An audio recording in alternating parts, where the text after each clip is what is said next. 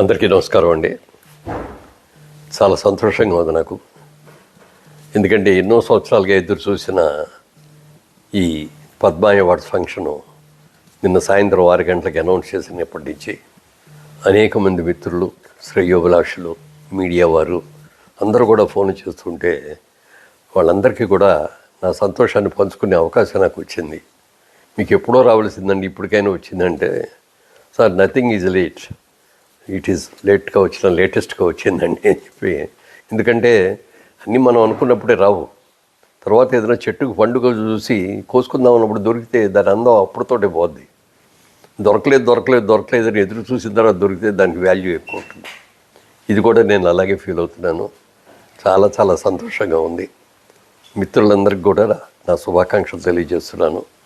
ఇంకో వేరే సందర్భంలో క్లియర్గా డీసెంట్గా తర్వాత మాట్లాడతాను.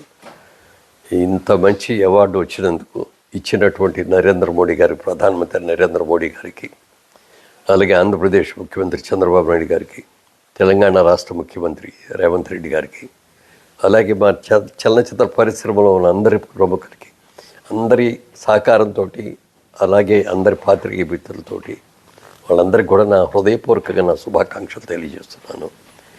ఈ అవార్డు అందుకున్న తర్వాత తప్పక ఒకసారి మళ్ళీ డీటెయిల్డ్గా మళ్ళీ అప్పుడు ప్రెస్ మీట్ పెట్టుకొని చెప్తాను. Thank you.